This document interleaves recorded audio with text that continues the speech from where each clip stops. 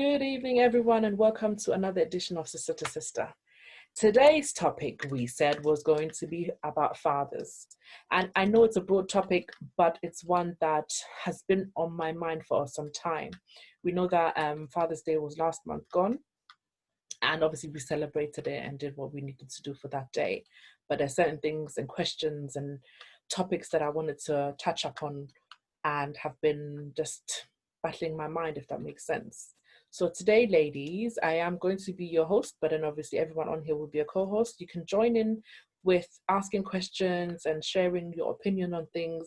You don't always have to agree with me. I will try and take sides of good and bad, pros and cons, and see how best we can, have this conversation going. So fathers.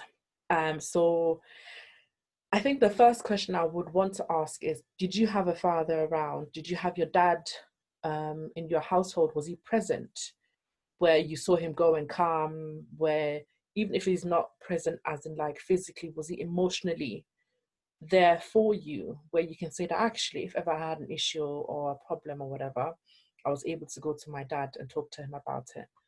Tell me how it has been for you. If any of the ladies would like to share, let me know. Unmute yourself and let's get this started. Let's just start with growing up. Did you have him around at all? Yes and no. My dad was around, but he traveled a lot because of his job. So, he was there when he needs to be there. We had a good relationship. He spoiled us badly. And he traveled with us quite a lot, which was nice. But there are times that when you're in school, you've got like school projects or school works and stuff like that, you would love him to be there, but he was not there. Yeah. And he wasn't there because he didn't want to be there. He wasn't there because he was away most of the time. But he finds whatever way he can just to make it up with you by treating you, picking you up, doing stuff with you. But he wasn't. I mean, there's times that you really want him to be there, but he wasn't there. Yeah, but then that one is because he couldn't due to his job. So in natural fact, he was ready to be a father, and when he's there, you knew he was around, right? Oh yeah. And he was involved in all of you growing up, and all of that. So I think that's beautiful, because you know that now as an adult that he couldn't be around due to work issues or being tied up with work. And it's not like in some cases he wasn't there because he didn't want to be there, Yeah. But at the time it didn't kind of feel like that. You sometimes want your dad to be there when you've got school stuff and you've got all your friends' dads there. He will get most of his family members to be there. He tried, but growing up, I mean, as a child, sometimes you kind of miss that kind of bond, because we were in school, like private schools where kids had their dads there and their moms there, and you kind of want him to be there as well. But yeah, like you said, I mean, as an adult now, I kind of understand why he wasn't there. Yeah. But at the time, sometimes you kind of feel like, oh, but why is my dad not there? And he was kind of a known figure, so everyone kind of know who your dad is. And he was like, oh, but why isn't he there? Yeah. But, see, that's as a grown up, and I think which one matters more, because now as an adult, where you have your own children, you know that when you were younger, he wasn't there because of work. But is it not worse knowing that your dad wasn't there because he didn't want to be there? So that's the question I'm throwing out to everyone, because as an adult now, there's certain things that I felt absolutely missed out. And at the beginning of my childhood, it was more of my parents were married and together, but we lived in Germany. That's where my parents met. And then my father moved out to America for greener pastures. And that's how we've lived our life. I lived most of my teenage life and growing up, where every year, twice a year, we'll go to America, visit him and come back. But he was just not physically there. And emotionally, I can't remember my dad being there where I could call him to complain about anything or pour my heart out or anything like that. And that's what now I feel like, okay, I've completely missed out on that. Even getting married, he's not the one that walked me down the aisle. Do you understand? And there was a point in my life where years on end, he never called or anything like that. But when you ask him, what he says is, oh, your mum didn't want me to call you guys. You know, those are the stories you hear quite a bit. Yeah. Where it's like, what are you trying to say? So you couldn't even be bothered to. My thing now is, if that was the case where my mum didn't want you to call us or send money or whatever, why did you not make an effort to say, actually, every year on their birthday, Christmas or whatever, I'll still send a card, I'll send a letter, I'll send money, or I'll put money aside. So when they're grown and they come to me, where they're able to have their own phones and call me by themselves, when they do come, I can say that I was thinking about you every year, or once a month I put money aside, knowing that when you grow up, you'll come to me.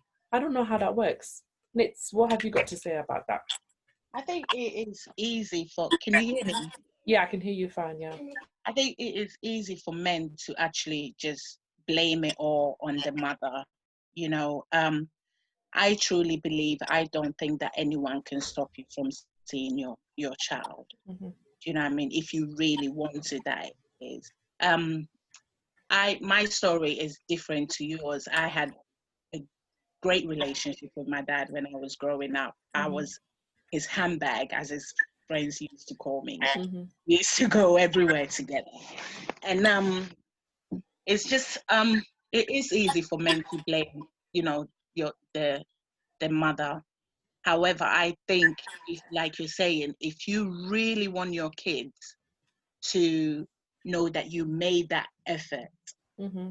why don't you then every year, like you're saying, just put something aside? Oh, be on your 5th birthday, this is what I got, unfortunately, blah blah blah, and just put it aside and just, Mm-hmm.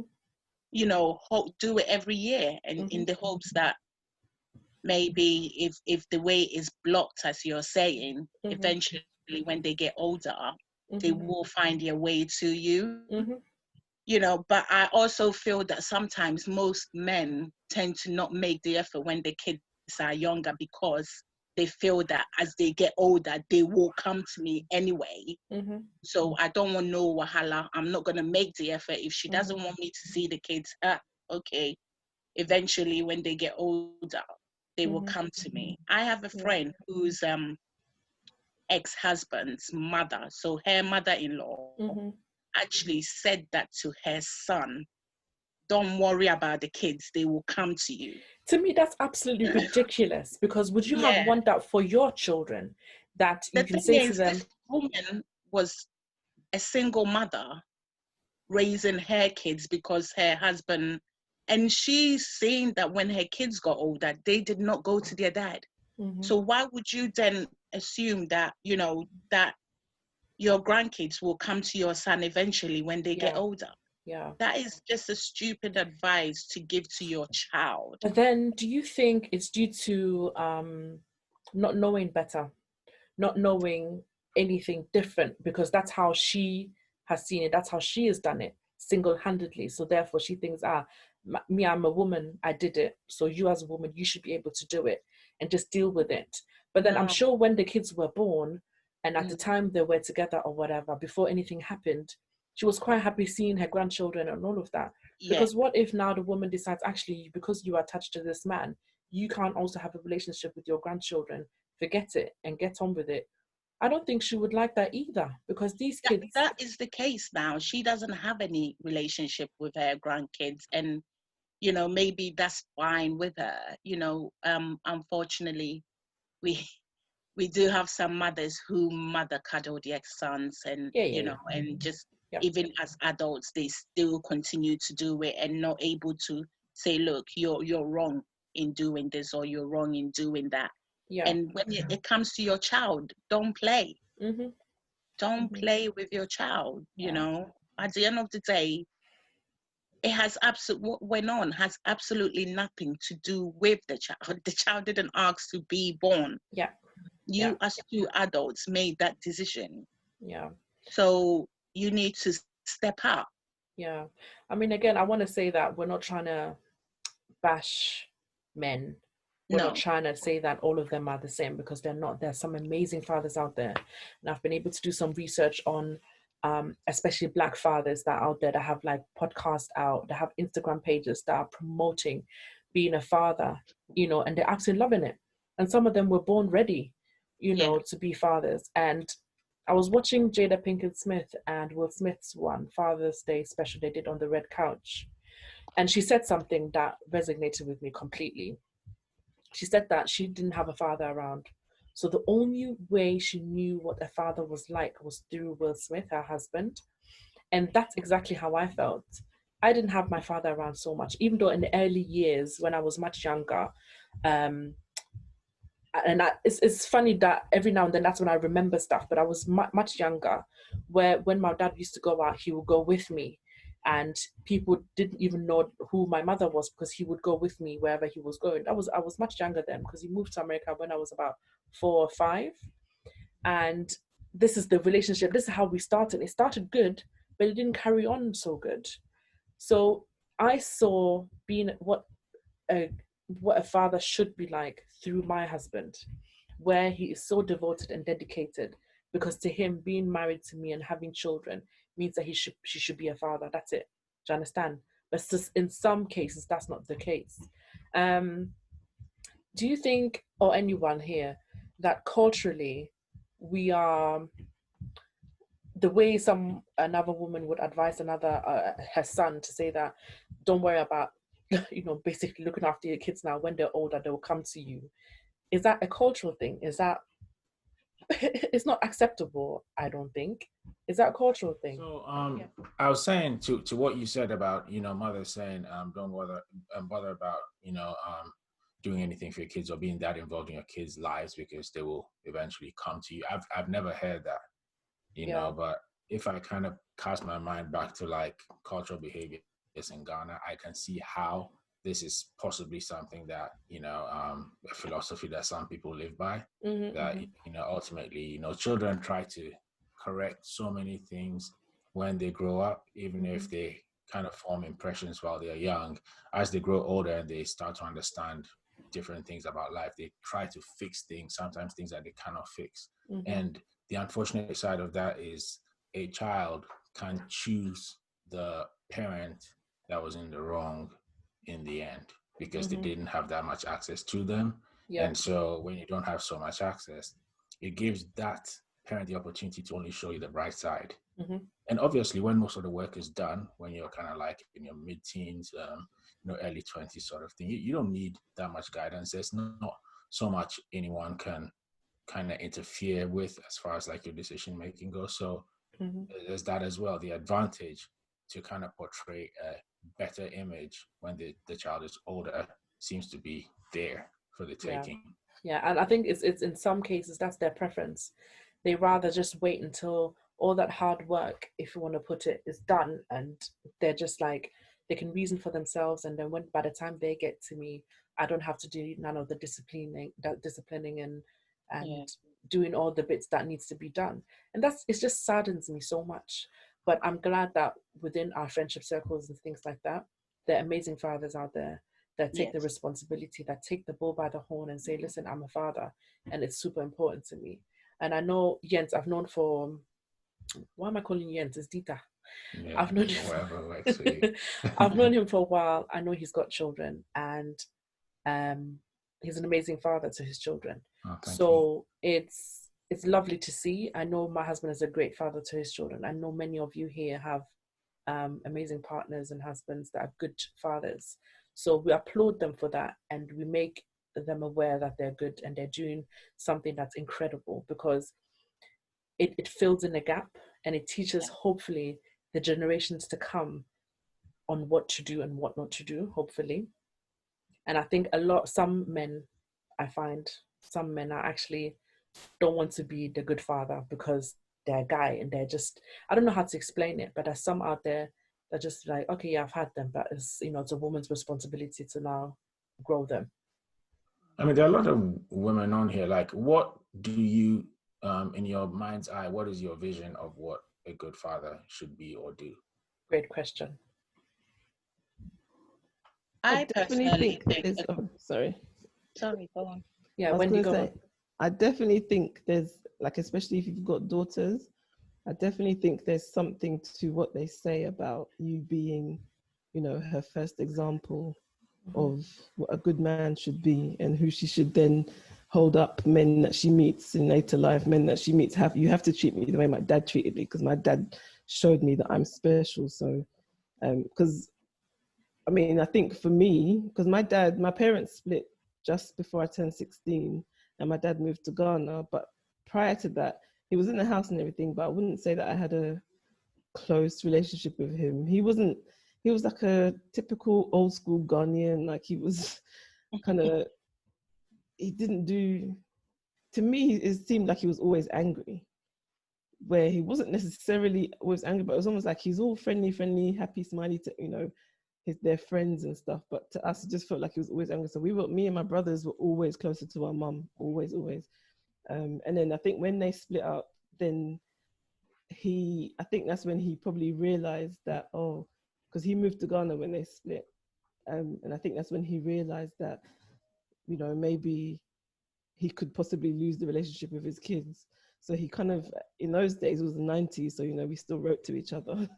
So he'd write letters to us and stuff from Ghana, and it's almost like he was a bit softer in those letters. But I never had that close. I was never a daddy's girl. I was always closer to my mum. But I feel like now, in my adulthood, I'm seeing, I mean, when it comes to guys, for instance, I can see bad decisions I've made because I didn't have that kind of, you know, the self-confidence or the assurance I should, to know that I deserve better. And so it's not like I don't have daddy issues or anything, because in my adulthood, we're definitely closer. He's way looser. I can joke with him and stuff like that now, which we didn't really do when we were young. Could it be that he didn't have that much responsibility anymore, so he could be a bit more relaxed? Possibly, because I mean, he left us in quite a bad position. Like, we ended up, you know, our house got repossessed and stuff. But I think I don't know, from my point of view, I feel like I do think he got scared that we might turn against him. So it's kind of like he did love us all our lives, but he didn't know how to show it. Because my dad was very proud, honestly, very, very proud. Like, he wouldn't show emotions like that. But I think afterwards, it made him realize that he could lose his kids maybe, or like we wouldn't be close to him. So I feel like he made more of an effort relationship wise, like with us, with me and my brothers. But I do think it's important to, as a dad, to just literally be there and let your children know that they can come to you about anything. Like, just be there. Don't let mum be the one they go to. Like, be there for sure, I think. Yeah, I agreed. And there's so many points that you've pointed out that I'll go back onto that in a bit. Nanadra, you have your hands up, would you like? Yeah, I wanted to touch on what you said, Vesta, and also what Wendy said. My upbringing was similar to both of yours. So my parents have been married for 40 years, but I always describe my mum, a period in her time, as being that single married woman. Although she was married, there was a time where my dad just left to go and live in Ghana for greener pastures. And the idea behind that was for us to relocate there. But however, he was absent, I would say, from the age of 6 up until I was about 15. We would see him every year. He would come back to London for about a month. And that's how it went for those crucial parts in our life. And my dad was always angry. Now that I'm an adult, I understand why he was angry. I think it was his personal frustrations with life. He wasn't satisfied with where his life was at the time. But as a child, you don't understand that. And he would take out his frustration on us. And so he was very encouraging in terms of education. And he would be the one who would go to our parents' evenings and was very invested in our education and letting us know that, you know, you can achieve anything if you work hard.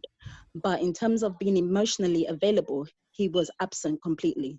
And so in the terms of when Wendy was saying she didn't have that personal relationship, I couldn't go to my dad in my younger years to you know, to say what I was worried or concerned about, because before you approach him, you need to make sure the sentence that you're about to say is grammatically correct, because if he's not, he's going to correct it, and then you lose focus of what you wanted to say in the first place. And so there was always that fear. And that fear, to be honest, went on into my adulthood. I remember getting pregnant the second time, bearing in mind I was married. I was scared to tell my dad because of the type of man that he is. And I remember telling him, and the first thing he said was, so have you made up your mind to just populate the world with so many of your children? Wow. That was the comment I got. So it was like, he was always very stern. And I think as the value, the importance of having a father is a man not who's just there in the household to provide for the family financially, but be emotionally available to your children, be present. You can be physically present and be extremely absent. Let your children be able to approach you, speak to you about anything, because the reality is, if your children cannot speak to you about their concerns, they will find someone else, and majority of the time they will find someone who will take them on a completely different pathway. All you need is one person to enter your life and mess up everything. And so if parents are not there, regardless of what the child may tell you, be open enough for them to be able to open up about everything. If it's sex, let it be they come to you about that, and not learn it from their friends, because they will have friends that are teaching them about things like that. And I don't know whether, I think it is highly influenced by African culture, where you don't talk about certain things. And I think that needs to change, because it's working as a barrier, it's acting as a barrier at this point. I agree completely. And from just to go back to what you said about your dad always being angry because maybe he wasn't doing as well here as he wanted to, I think that's quite possibly the exact same reason that my dad was the way he was, because my mum has told me in adulthood, because my dad is an accountant, but my mum has told me in adulthood that there were times that he wasn't working. I do remember him being at home sometimes because she was working, she was a nurse, so she'd work nights and stuff. And I do remember, but obviously as a child, you don't really think about it. Why is daddy at home? Or why is daddy the one that's getting us ready for school? We were kids, we didn't think about it. But now that you said that, Nana Jo, I'm thinking, yeah, that's true. I guess it was the frustrations of being in this country. And so when he moved back to Ghana, he was definitely happy to be there. It was way more successful in Ghana. Yeah, and I think when it comes to being happy, I think what Deetra said was that maybe the responsibility just dropped from them, where they're like, they don't have to have the day-to-day dad duties, and it just fell off their shoulders. They're like, whoa, you understand? They can come and go as they please, they can eat whatever they want, they don't have to answer questions to why this, why that, why this. Do you understand? Because kids do ask a lot of questions. So I get that, but that's why I always gave my father the benefit of the doubt.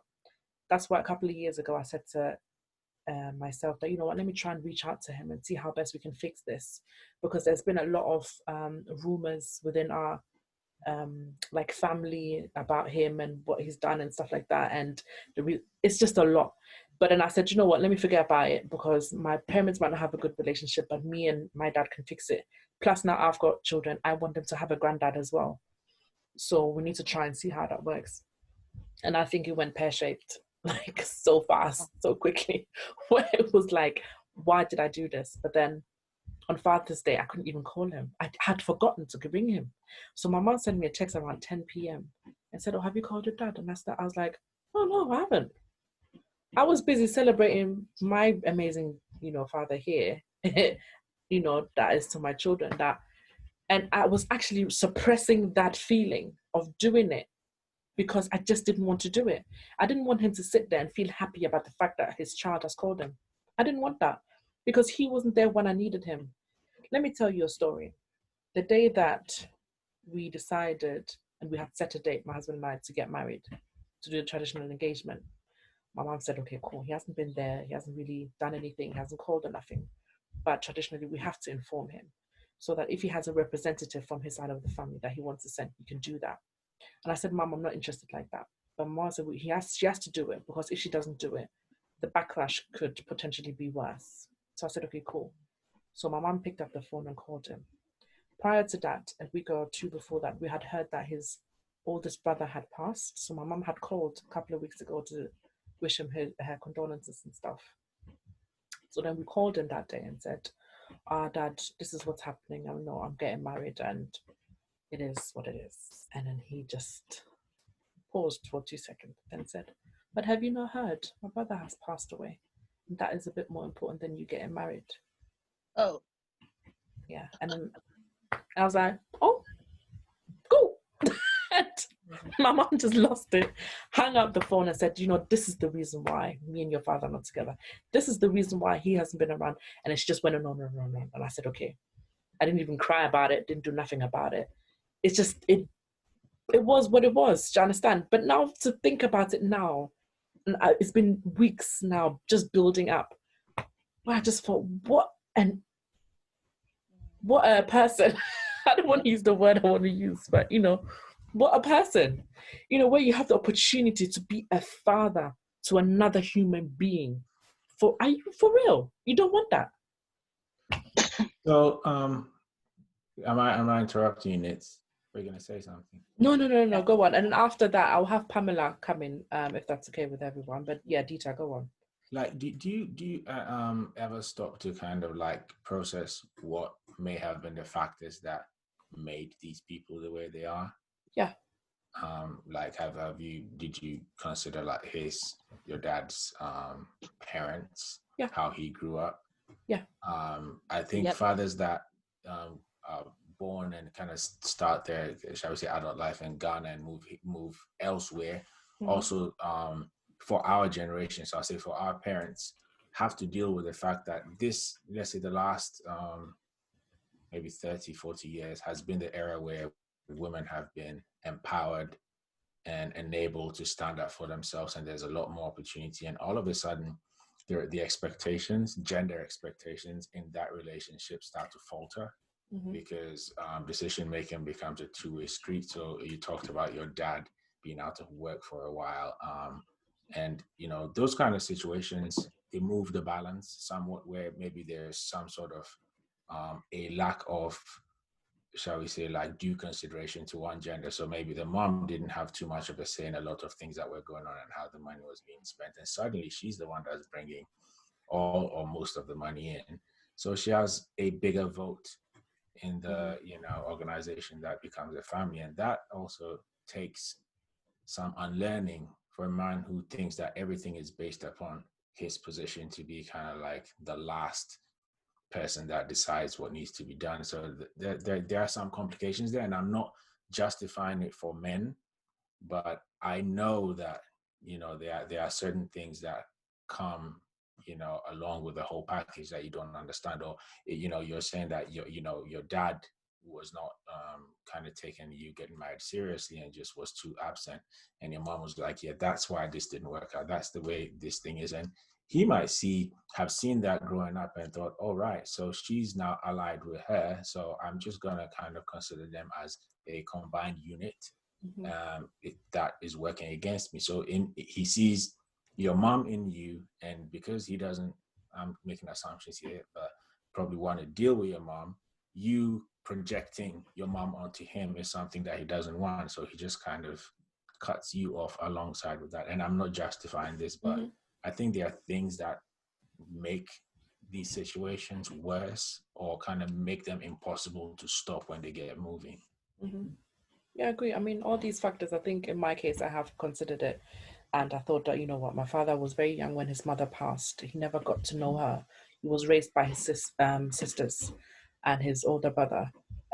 He never knew his father. So I get that maybe growing up, he never really saw what you should be as a father. I get it. No doubt about that. And this is why I gave him a chance. However, as an adult, you should be able to now possibly not learn things. I'm sure Pamela will say something about that. I'm sorry. No, sorry. I've been listening. I've been trying to bite my tongue, and I think I can taste blood now. Okay. Let's start by Pamela. Introduce yourself and what you do and the reasons why.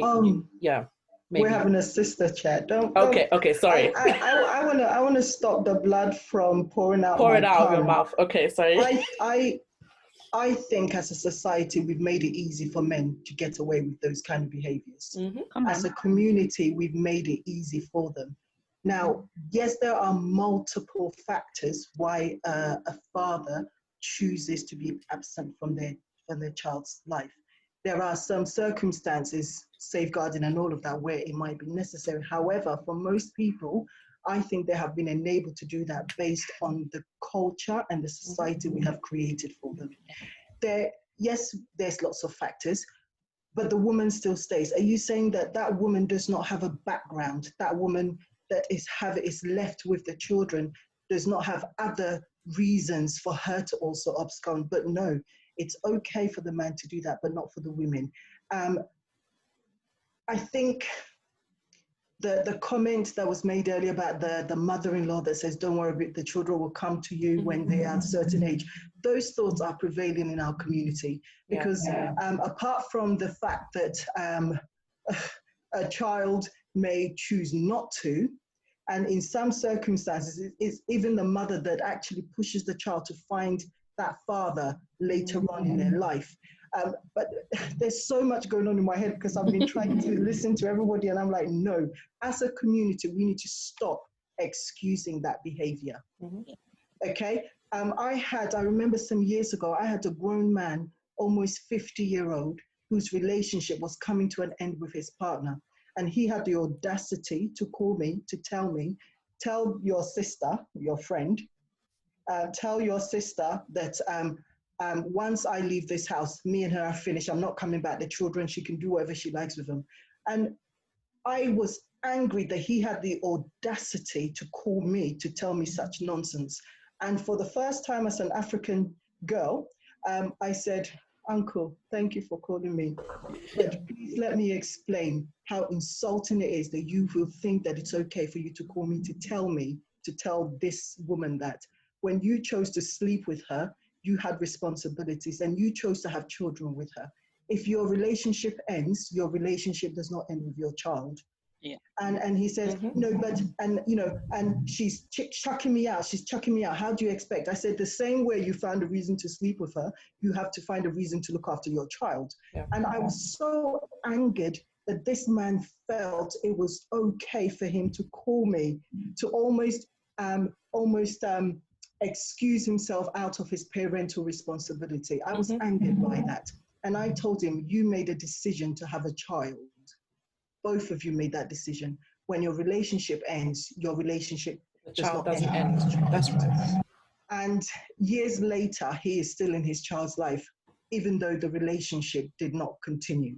Now, I did not make it easy for him to remove his parental responsibility. If he had spoken to somebody else, perhaps it would have been, well, if she's going to chuck you out, teach her a lesson, leave the child. Absolutely not. Because when that child turns 20 or 21, or when that child is on TV doing wonderful things, or when that child graduates, and when that child is earning, he will go and boasting to his people, look at my son graduate. And don't make it even worse. Look, my doctor's son. Yeah. What did you contribute to that child? Yeah. As a community, I feel that we create the environment that is conducive to men who choose to leave. Yeah. That might sound harsh to some people's minds. And the only other comparator is if a woman did that, how easy would that be for the woman?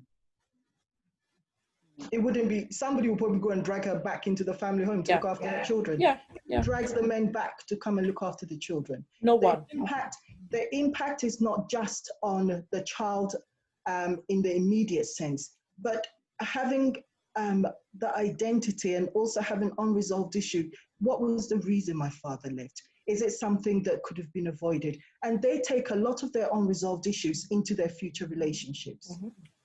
As a girl growing up, not having, I had a male in the home, but I didn't have that interaction. I didn't have that father-daughter relationship. I was, my parentage said it's not complicated because I'm among people who would probably understand it much easier than other communities. But as an adult that got married to a man, living with a man, it came as a shock to my system. I grew up very female dominated. There's 4 girls. I'm the eldest of 4 girls. And I'm now living with a man who I have to submit to, a man who does things in weird ways. I will put something that I expected to be there. I think very female. And it took, for the early parts of our marriage, it was challenging to try and understand this man. My growing up is, if any of my friends says, oh, who's in your home? Have you got mum and dad? I'll say, well, yes, there's my mum and 4 sisters and my dad, but he's just there to make numbers. I used to say those things because there wasn't an interaction. There wasn't an attempt, in my opinion, to father or to bond.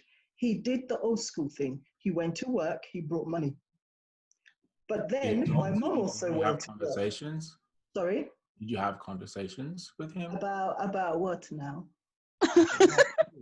He'll sit in the living room and cross his leg and watch read the newspaper. But he was outnumbered as the only male in the home. So there's now 5 female and him alone. So he was outnumbered. However, if we're all downstairs, he's upstairs. There's no physical attempt to build that relationship. I took a very different approach with my husband. Sometimes my daughter will be talking and he'll just be quiet doing his own thing. So I'll turn around, babe, she's talking to you, answer her, please. And he'll be like, yeah, what did she say? I said, no, not me, what did I say? What did she ask her? And then he will get to her level. So I've taught him how to relate to her as a child and as a girl. He's grown up independent. He's grown up abroad. A man is a man in abroad. You don't question these things. He does what he does in his own time. He is the eldest son. He's afforded a lot of time to do his own thing in his own time when he likes. But now he's now married to this East London girl and raising this small child girl. The child girl wants daddy's attention. He wants things done quick, fast. Yeah. The girl cannot go quick, fast.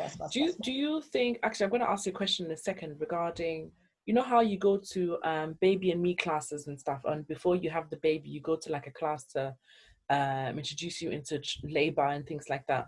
I'm going to put this question to you and think about it. Do you think it's worth having a class for men, first-time fathers, to go to a class that's hosted by, let's say, Dita and Leslie, to say that these are the things you could expect when you're becoming a father? This is what maybe you should look out for. If you have a female child, this is what you could encounter. This is what you could encounter if you have a male child. So I'm going to put that question out. Everybody think about it. And Nanadra, you've got your hands up. You wanted to say something as well? Yeah. So is in regards to what Pamela was saying, which is completely true, in terms of, I think it's our society that has allowed men to just be light touch in the household instead of being full on.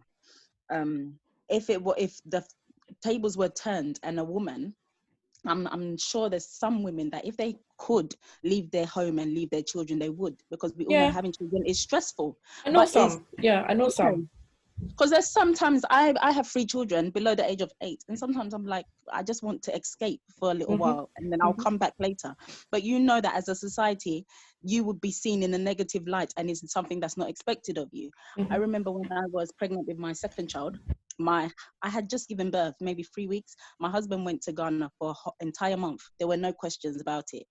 Then when I decided to go to Ghana for 2 weeks, I got phone calls left, right, and center. When are you coming back?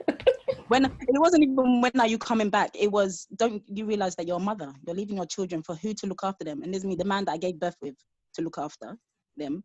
And they was like, no, I don't understand. You're leaving him to look after the children while you go and do enjoyment. This is me, yes, because I cannot keep myself. Yeah, I'm going to go and do enjoyment. But it's the way society views women, and it has a knock-on effect in the home where men don't take responsibility. Not all men, sorry, there are some great men out there. The majority of men don't take the responsibility, and they just sit back and allow the woman to do anything. And so they will run, like we've noticed so far, there's a common theme here where the men are leaving the home when the children are relatively young, and then trying to take ownership when they grow older. Is them not wanting to take responsibility and deal with the whole mummy, daddy, homework time, you know, making sure they're washed, brushing their teeth. They don't want to be able to deal with that, or they can't deal with it because when they were growing up, it wasn't a daddy thing. It was the mum did everything, and that's what they're used to. So there are definitely contributing factors. And to me personally, I feel sometimes the church doesn't help. The church is quick to say the man is the head of the household, and it's very influenced by culture. I think because of that, men just have it in their head. Some men have it in their head that I'm the head of the household, so I can do what I please when I please, and you can't question me, and it's causing a problem in the home. With a man being I don't have problems with that.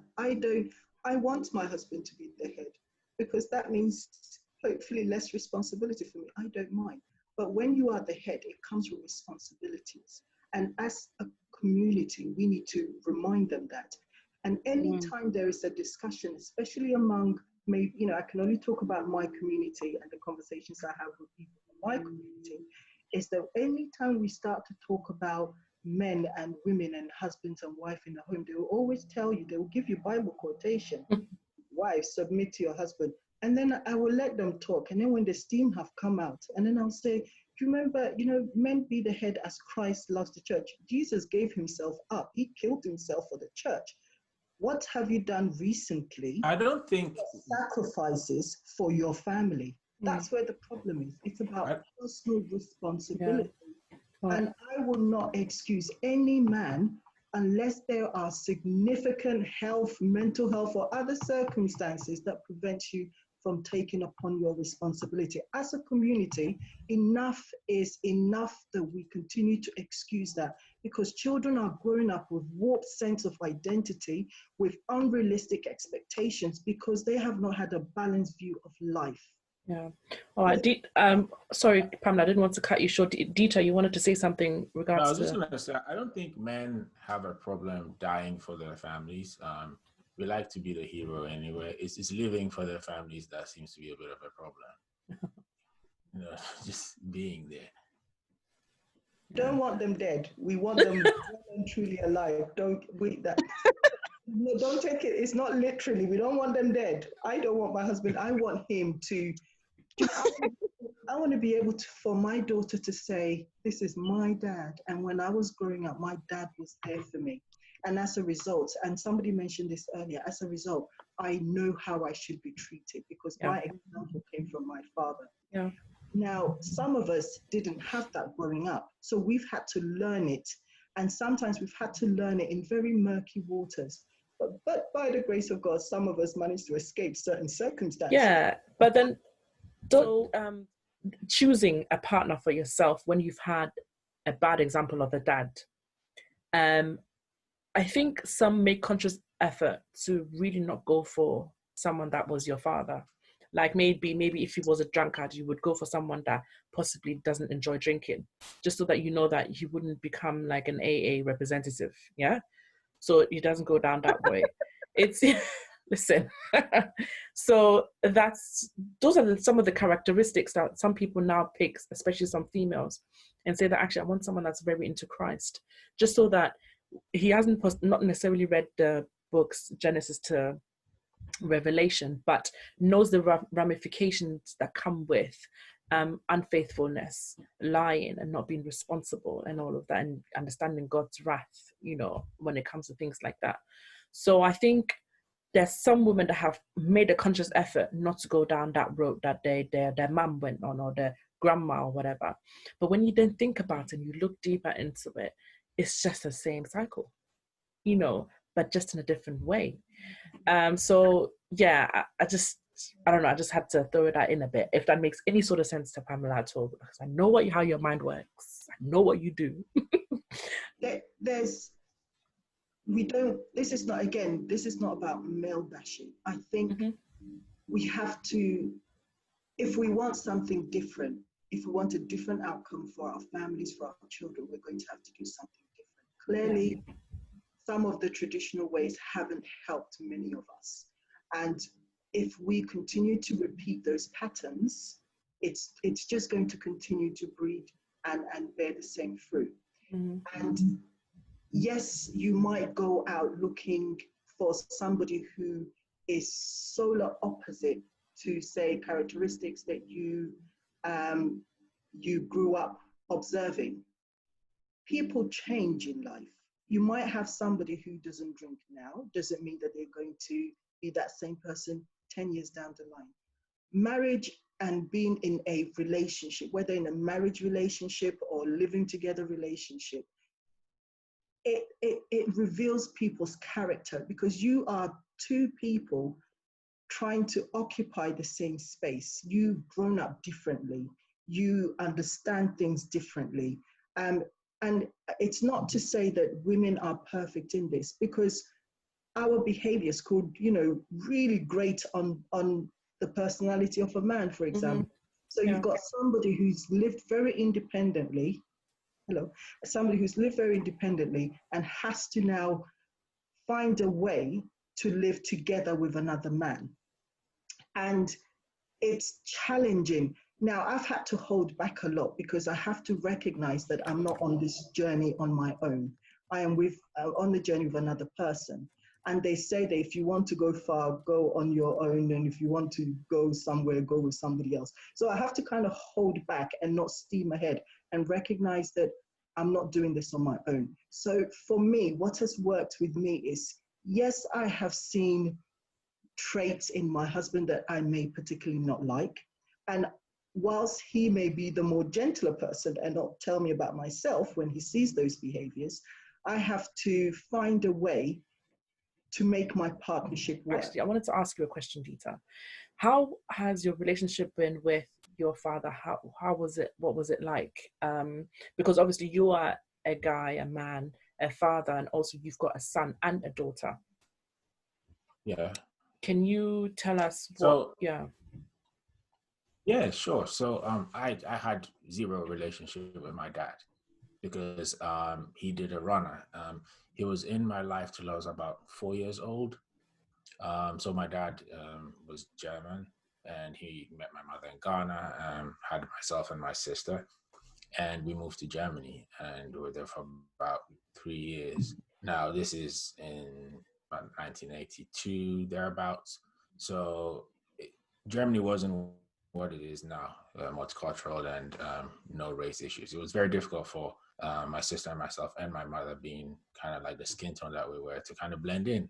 And we lived in a small 2-bedroom flat, and we had a house in Ghana with a large compound. It wasn't really working out for us. So the decision was that we'd move back to Ghana, and then he'll come and join us. He worked on a rig. He was a marine engineer, and he'll come and join us. He didn't. So we went back. There were letters exchanged and phone calls here and there once in a while. And then after about 3 or 4 years, there weren't any letters, there wasn't any money coming, and there was just absolutely nothing. And it was radio silence. And then religion kind of stepped in. So we leaned into like Christianity and prayers and God and Bible studies and that sort of thing, and never really believed or accepted that it was a broken home. No one did. Not myself, not my sister, not my mother, for the next however many years, just praying that, whichever situation was causing this, whichever demon was kind of holding things back, was going to kind of let go, and things were going to be perfect. So that has its challenges. In Ghana, if you're light skinned, there's a certain expectation, and if that expectation isn't met, that means that economically you should be doing much better than most other people, because that's what expatriates had brought people to expect. And when that's not met, then there's gossip. So then that there's things being said here, and then you have to kind of grow thick skin to deal with it. And then you become very secretive, because you can't tell your full story to people, because a lot of gossip mongering going around. So it's better for them to assume that something is okay than for them to know that nothing is. And so that's how that carried on. And so there was no real influence from a father. It was just my sister and my mom, so like a female dominated environment. But we lived in a very close community, so we had lots of friends. So I was hardly ever home. I was always running around with the boys, and so I was able to take the fathers of other friends that I had as my father and kind of take certain cues and guidance. But then you talk about this silence of fathers in Ghana. There's just like a general silence of Black fathers, and the thing is, the way they relate to their feelings is not expressed. So it's not untypical to have something, say a joke to a Black dad, and he's not gonna laugh, and then after you're gone, he'll laugh or tell the joke to his friends, and they'll laugh about it. Yeah. And so you're not sure how he's relating to it. All you're seeing is this stone facade. So I'm picking that off the dads of my friends and that sort of thing. So there is no kind of reference point for me. There's no really good reference point except it's sitting across different relationships that I'm seeing. I'm trying to normalize it for myself. And that's practically it. Now, the challenge that causes for me, for example, is that him leaving. I know that not every dad leaves. Some dads, for some reason, are not able to fulfill their dad role to the extent that they should. But for my dad leaving, he left me with the burden of being responsible for his wife. My mother's dreams and her well-being and her ambition and, there's just like the rest of her life for it to be, what she had hoped it to be. I mean, she'd been there for me, so I wasn't going to turn my back. No, parents shouldn't turn their backs on their parents, but kids shouldn't turn their backs on their parents. But a father should not leave his responsibility, which is his wife, on the children and just run off. And that's the burden. Can you hear me? Yeah, you're good now. Yeah, you are frozen. Yeah, you're good. Yeah, so that's the burden that you're left with. Now, this burden is made more complex by the fact that emotionally, you haven't grown as a son since you were 4 years old. So as much as you're experiencing life and growing in so many ways, you're growing in your relationship with other guys. And when I say other guys, I mean your male-to-male relationships are growing, but your father, son, obviously from my experience, for the rest of your life, every time, mentally you go. So this would be like when I sleep and I dream about my dad, all the emotions I feel are the emotions of a 4-year-old. Wow. So I feel all the love and I feel all the acceptance and everything is just the way it should be. And it's very odd when you wake up from something like that, having felt so good, in your dream, because it's so close to reality. It's like an epiphany, but then it's not real. And then you know that there's an emotional growth gap that will never be fixed unless you have some sort of miracle or something hits you hard on the head, So that's been my journey. And so when my son turned 4 years old, turned 5, I had to sit back and be like, oh, wow. So I've got past the year that my dad didn't get past with me. And then I treasured that moment. And then when my daughter also got past, 5, I'm like, if I don't get anything right from this point onward, I've still done better than the generation that came before me. Yes. So I just take every day as kind of like a blessing to be able to be there. So I try to be there, but I know that I don't have a reference point. And sometimes I'm grateful for it, because as much as you get some guidance on what to do right, you also kind of be misled by the flaws of your parents on what should be done. So it's just been like everyone around me has kind of shaped me into the person that I am. I just try to get it right, and I try to be accessible. Yeah. And it's the void that I think never gets filled. And it's just a few weeks ago where I've just realized there's a constant hole in me that has never been filled. Yeah. It's where I meet someone and then I see their father, their relationship they have, and I'm like, I'm so jealous of that.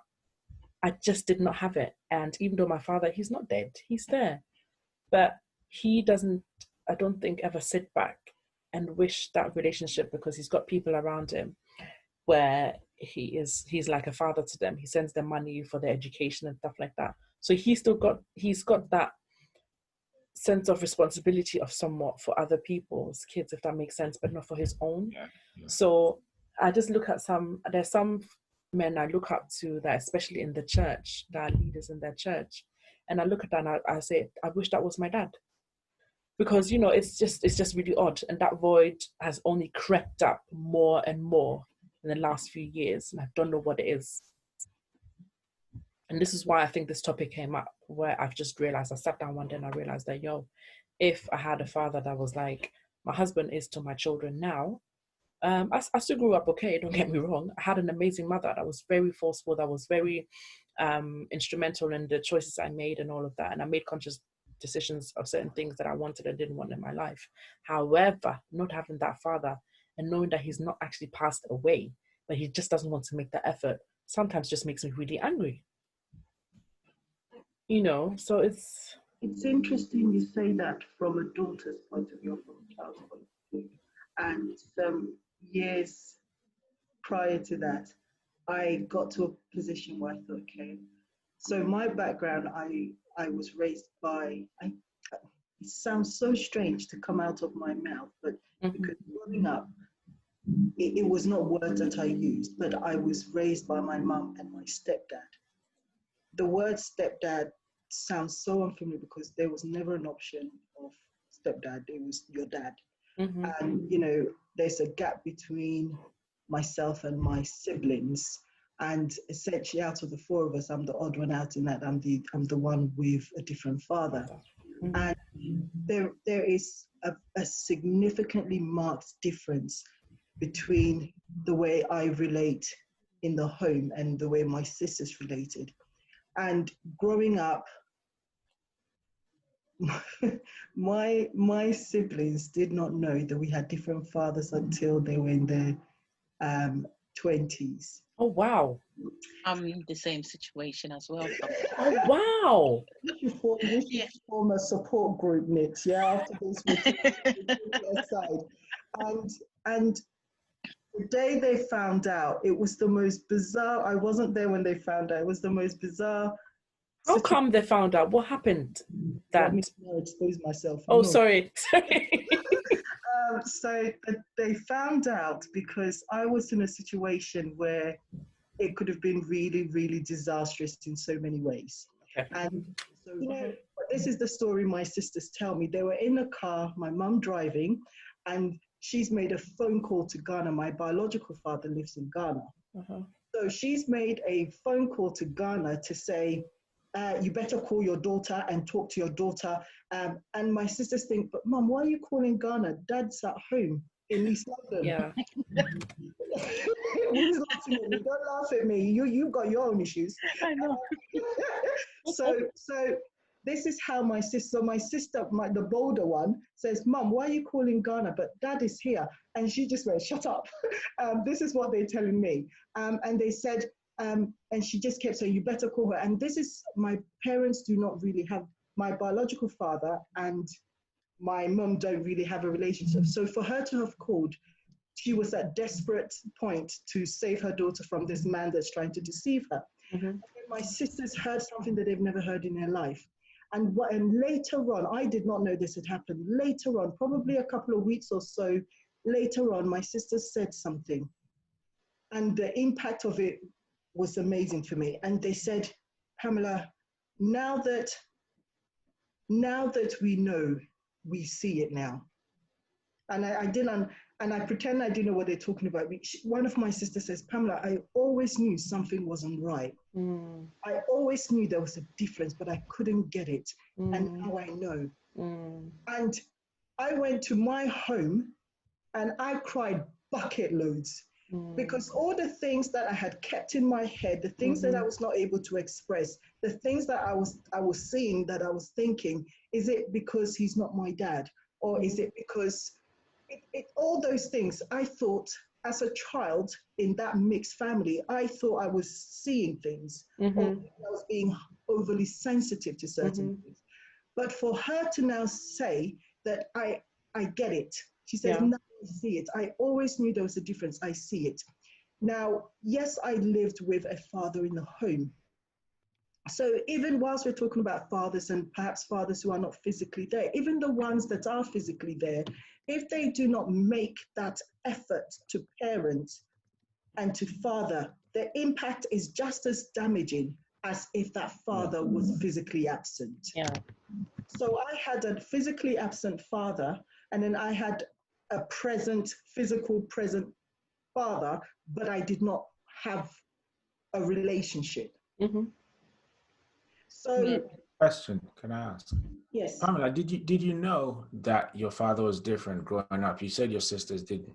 that I did. That would have been another counseling session. Because I wanted to ask you much earlier whether your because I think it's a little bit odd that you grew up in an environment where the model of a father is not the model you went to look for in a husband. So I was going to ask whether your sisters went looking for the model that their father was.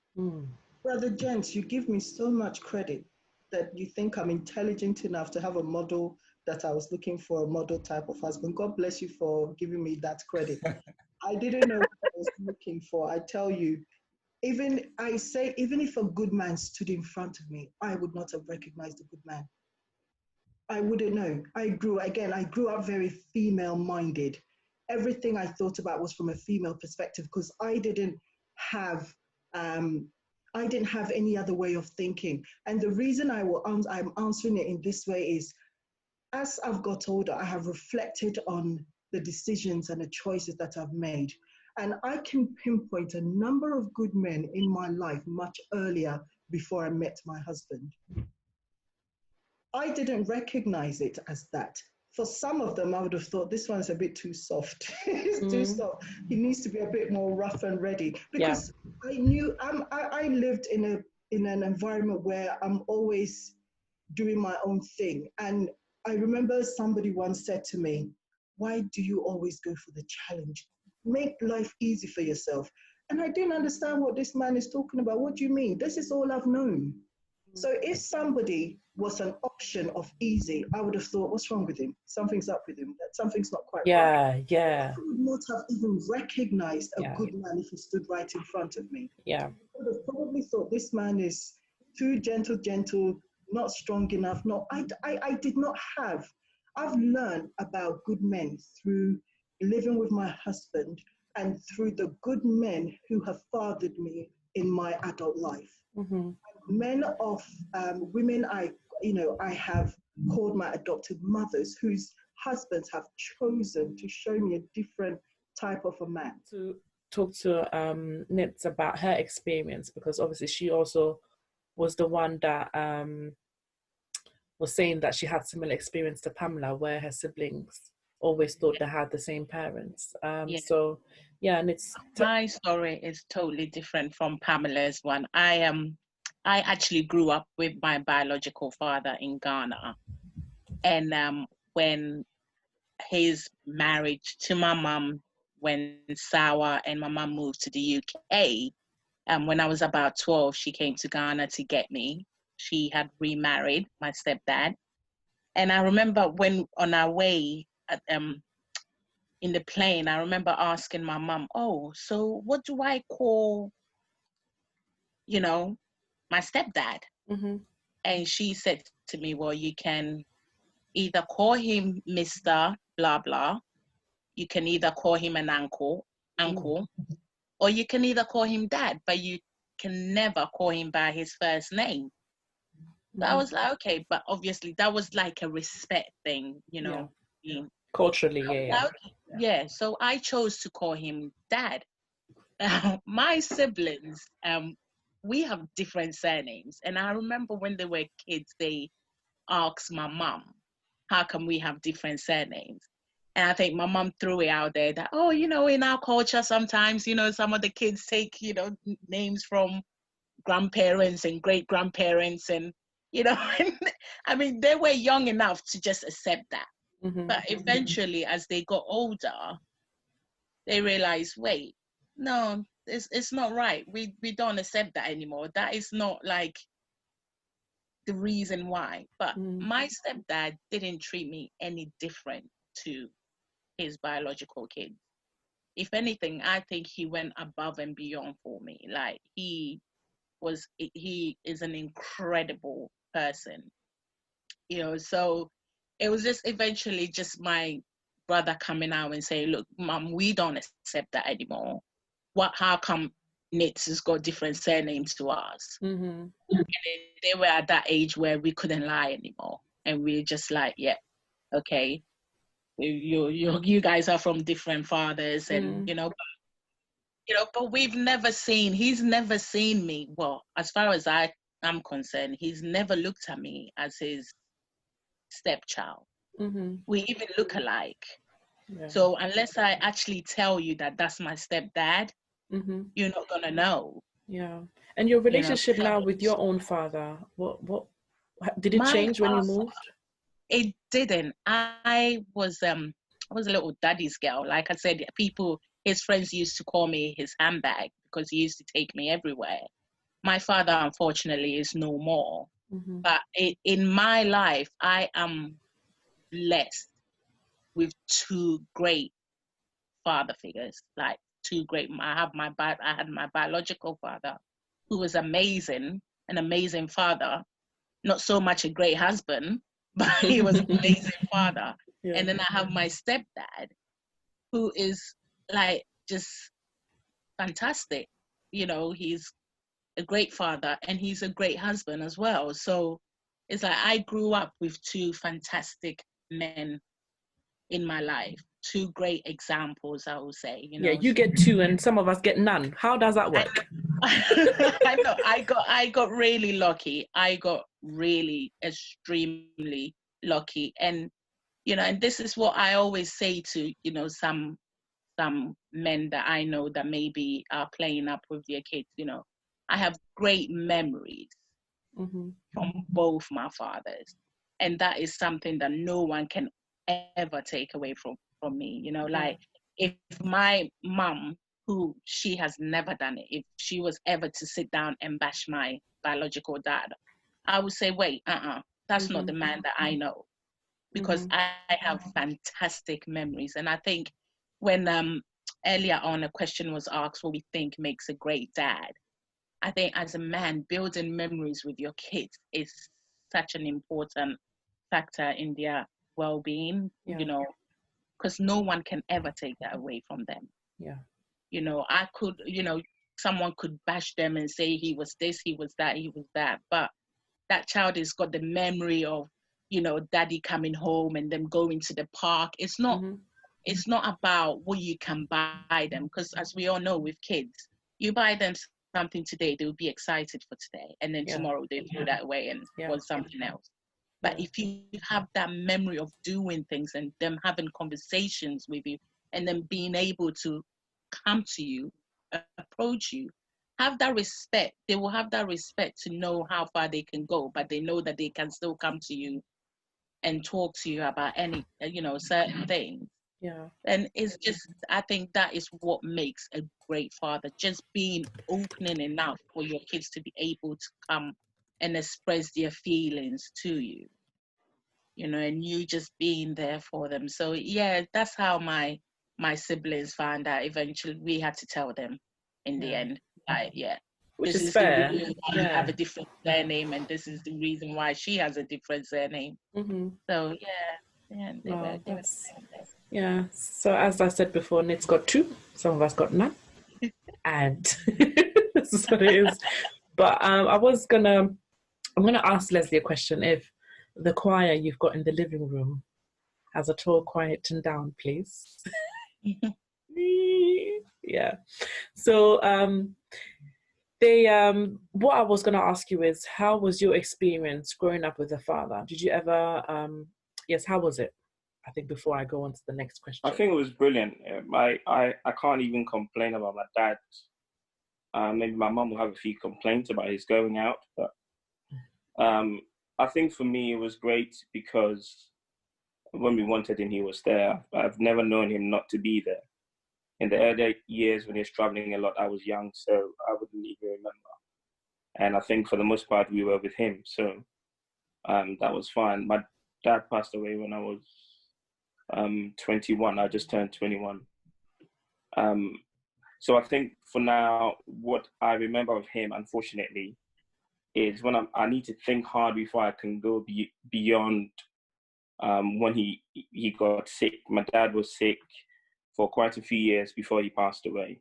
And those are the memories I have, which is so painful because I'm trying hard to remember him from before he got sick. He lost his speech. So every time I dream about him, even in a dream, it's about him not talking properly and me trying to figure out what he was saying, which is quite annoying because I want the happier parts. But he's always been there, and that's all I've known. And I think somebody asked before, I was writing a song, and one of the things that came to mind is people say I'm a great father, but all I've known is a great father. All I've known around me are great fathers. My cousins' dads, my friends' dads, they've all been great fathers. I'm sure they have their flaws like everybody does. But when it comes to fatherhood, I think I've got so many examples that's all I know. And then you grow up and hear the stories about people going and never come back. And I'm thinking, I mean, I would die if I couldn't see my kids again. So I don't know how people do it. But then when you understand the psychological framework, the way the cycle works with what people have gone through and what, I don't know, what women make men go through or the other way around, it affects people differently. So I think they treat their kids based on that. Sometimes people want to punish their kids because they feel they're punishing their partners, which I feel is very unfortunate. But I can't even complain about my dad. Yeah. And he's such a comedian as well, which I think some of his kids do. Yeah, all of them, yeah.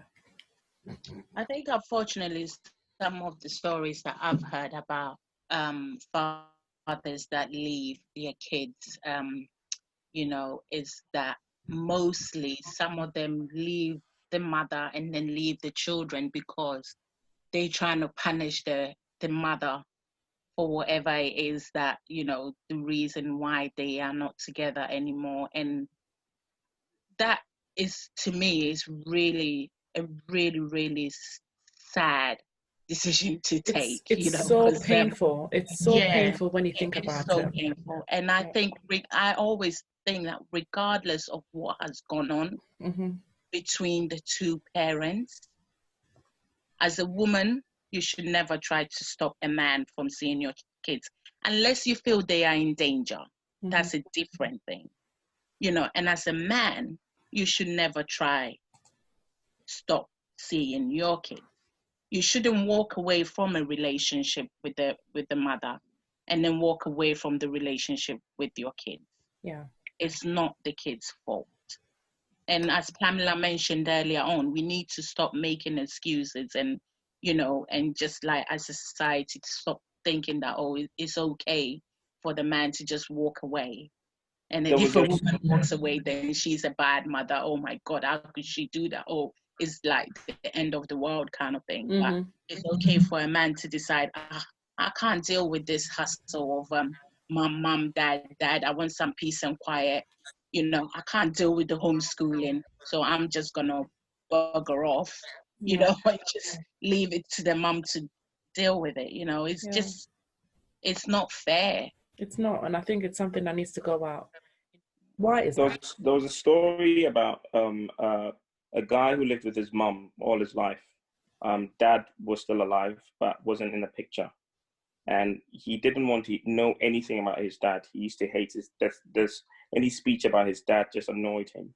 And when he grew older, about 21, 22, he must have bumped into letters that his dad had sent him that the mum never gave to him. And he managed to find his dad and then cut his mum off. So all the hard work, she's raised you. If those letters had come, she would still hold you, hold you close to his heart. But that never happened, and he threw all that out the window, and the mum lost the relationship with her son. What was her reasons for not giving the letters to her son? Obviously, she must have been bitter about the fact that he left. So it was punishing the child, basically. Yeah.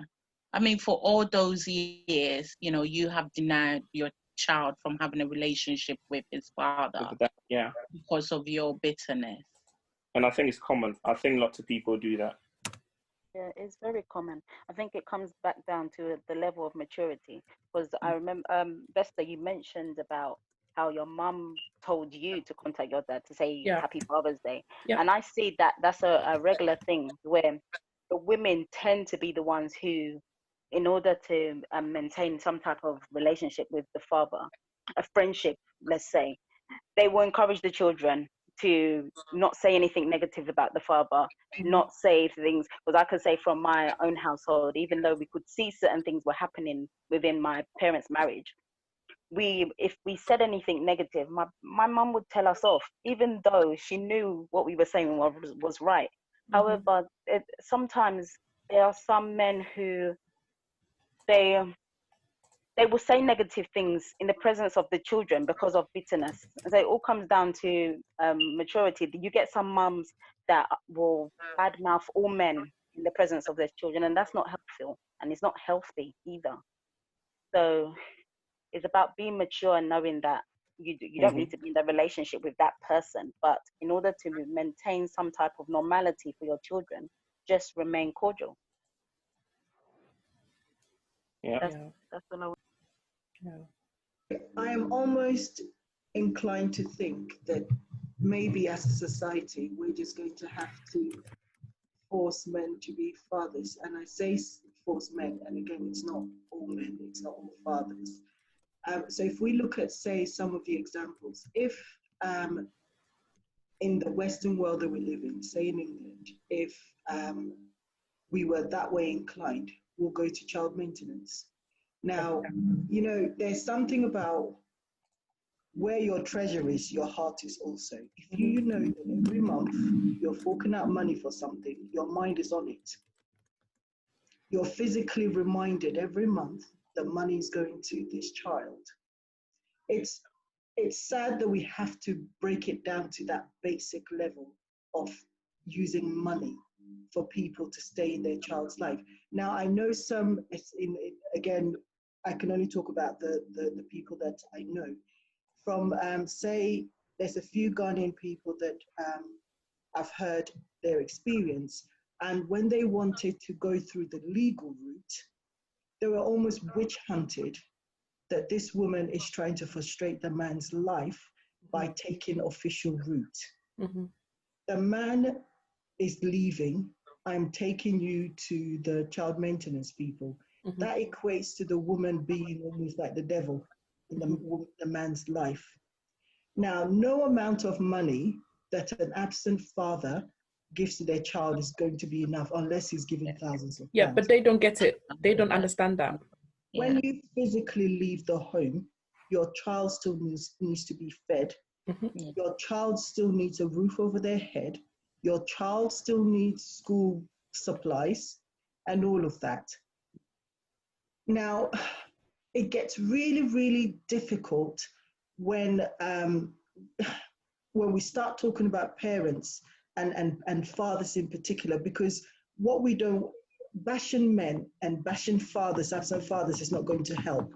Yeah. What we need to do is think about what's the way forward on here. Now, the thing is that if we can, as a community, put that level of responsibility on men, it will get to a point where it becomes normal that every father stays. You might not stay with the child's mother, but you stay with your child. Yes. That's that's the bottom line. That's your responsibility. Yeah. And again, children are being used as bargain tools. I mean, why are you using the child as a bargain? So it goes back to the foundation of what is the purpose of our union. Now, yes, sometimes relationships go sour. No one goes into a relationship to get to a point where they're having to have such toxic conversations or toxic end. Nobody goes into, most people don't go into a relationship with that mindset. And most people do not marry with the view of getting divorced and ruining children's life. No one does that, yeah. Life happens. Do you know what? Life does happen, and I think also some people don't learn from past experiences, because all these experiences and examples you're giving, we've heard them before. We've had them around us. But I don't know why then some of us, men, women, we don't learn. We don't try and make things different. And I think sometimes I might be completely wrong. It's easier to take the route of, I'm out, I don't want to be in this anymore. And by now, I think everybody has figured out what Pamela does. So,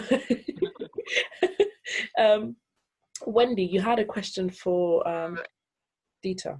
Oh yeah, so it's in a slightly different direction, but I wanted to know, because you're the dad to a son and a daughter. So do you find that you parent them in different ways based on their genders? Like, as in like the way you parent your son is different to the way you parent your daughter? No. It's the same. I'm kind of like a very vanilla kind of personality. And so everyone in my home just gets the same flavor of me. I think it all comes down to, having a good relationship with your emotions and interpreting them as food for your soul, more or less, and then kind of projecting that onto everyone else. So, not just your children, but the people around you that engage in a relationship with you also kind of work to the same sort of rules of having like healthy relationships with their emotions. I don't know if that makes sense to you. Full stop. I think I must add that I find that modern men, well, maybe it's just the men around me, but I find most men I see around being good fathers, compared to years before. I think I see so many people around me who are very hands-on as fathers, very involved, even if they don't have a good relationship with their partners or wives. When it comes to their kids, they don't play around. And I find lots of people sharing photos of Black dads. And I mean, I'm not sure whether this problem we are talking about happens a lot amongst Black people, where the dads are absent, because in America, and in lots of American stories, Black stories, we seem to hear dads not being around or kids being affected by the fact that they were raised by a single dad. Don't know if it's a Black thing, but what I can say is most of the men around, not just people I know as friends, but Black men I find walking around town or whatever, seem to have such a decent relationship with their kids, and I feel are hands-on as well. Yeah, I think it's changed, but also there are some where they don't want to pick up their child from school, but they have the time, but they just rather not. We know fathers that don't take their kids to parties because they feel like that's not their job. You understand? So some are there, they just still haven't caught on. And because if I'm spending 3 hours of my Saturday prime time afternoon, and when I say prime time, as if I'm going to do my nails, I wanted to come and do my cleaning. But if I'm spending prime time Saturday in a church hall, playing children games up and down, you will come and you will play children game up and down. I've taken a different approach to my co-parenting with my husband. I don't want a silent partner. I want a very alert partner, because I want my child to be confident that this is my dad, not just he's there to make numbers. And also, I want my husband to enjoy his relationship with my daughter, with his daughter, with our daughter. There's some experiences that there's a couple, then they're in one household, both work, but then she's the one that does everything with the child, maybe activities, immunization, and do you understand everything? Why is she doing everything? Because she finds it easier to do everything, because she likes to do things her way. Why does she find it easier? I don't know, because to me, he doesn't know how to do it. But then let him, so that he would learn how to do it. Understand? Some people you would teach and teach and teach, and the energy that you will put in teaching them, because already they've made up their mind that they will not do it, and so then it's just easier for you to just get on with it. How do I feel? We're talking about dogs here, but anyway. Oh, sorry. Yo, you said it. Eventually, if you allow them to do it, they will learn. They will learn if you allow them to do it. Someone once told me that she remembers when her and her partner, she used to do everything all the time, constantly with the kids, constantly, it's her. And then one day she woke up, one Saturday morning, she woke up, got ready, and just left the house with her, without her kids. So she left for the day. She switched off her phone, and she was like, I'm just gonna just roam around London. I'm going on a bus ride, just up and down. I have absolutely nothing to do, but I'm just gonna leave him with the kids. How did that go? The kids didn't starve. They didn't starve. They, he managed it. He did it. But as a mother, she felt the guilt that she felt for doing that, but she had a day on a bus ride. She got to see the sights of London, which she wouldn't have done on a Saturday, just being at home and doing everything. I think also probably didn't enjoy it. You didn't enjoy the process. Yeah, she must have not enjoyed it. She didn't enjoy it, but I think it's something that she needed to do. Mm-hmm. Just so the husband can also appreciate what it is that she does with the kids. Because sometimes, because we're like machines and we get up and we just automatically just do this. We're washing this one and then we're feeding that one with the other hand, so sometimes the men, I guess, don't see that, or they but take also, it for granted. I also think lots of women do not trust that their husbands can look after their child the way they would. So rather than teach them, they do it themselves. Well, there's that. Well, do you know what? That's a factor. Yeah. There's something about our men not realizing that other men do the same thing. Pamela, stop there. Oh, please. This is my point. huh? Other men seeing other men doing what you are supposed to be doing. Okay? Mm-hmm. That's the bottom line. And this is where I want us to have a community of where other men like Jens and Leslie and other husbands and partners, have a platform, where they come forward and give ideas of things to do on a Saturday with your child, where they give support on potty training, because it seems as though we're not bashing here, but we're just trying to think that they don't have examples in their environment and the way they grew up. They didn't have examples that they can go by being fathers themselves. I'm going through this question at Jens and Leslie. Do you think having other Black males in antenatal classes, in podcasts talking, there's quite a few out there that are talking about being fathers and that, would it help to have something like that where it's possibly an antenatal class for just men?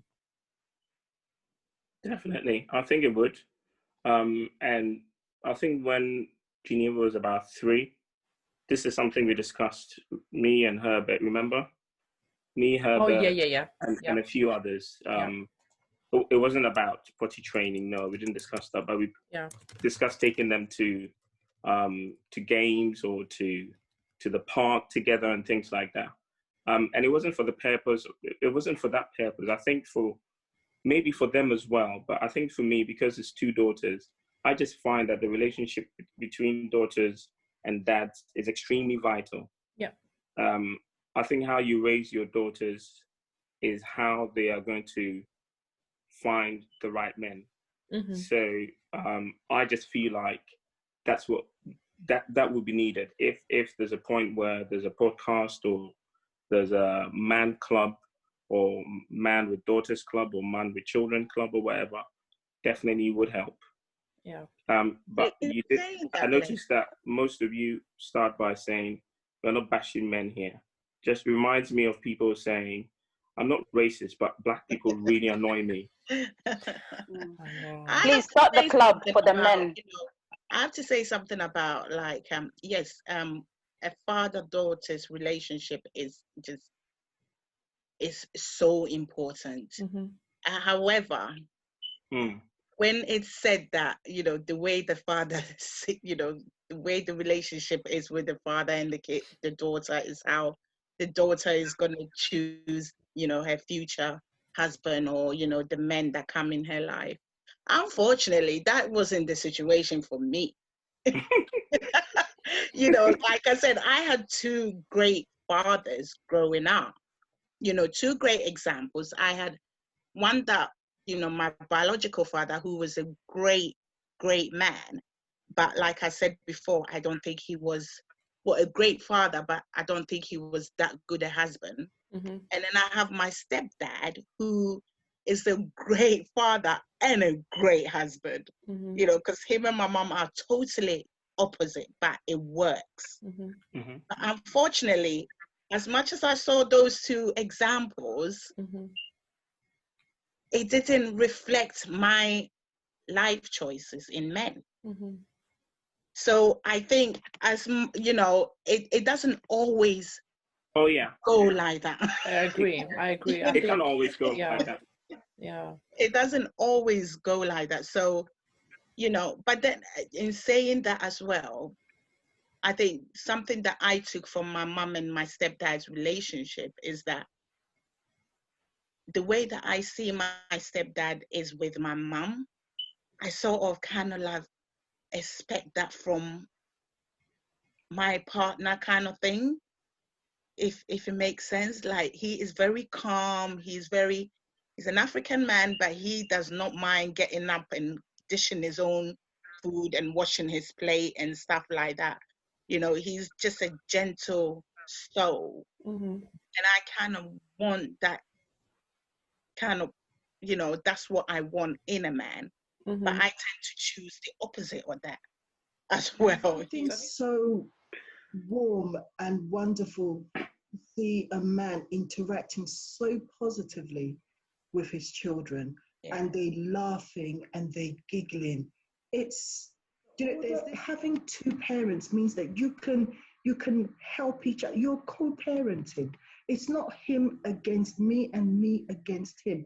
It's two of us agreeing this is how we're going to raise our child. Yeah. Now, the reason... Do you know what, Nanadra? I was Yes. going to ask a question, because you've got 3 daughters. Mm-hmm. And I know you've been with your husband for a while.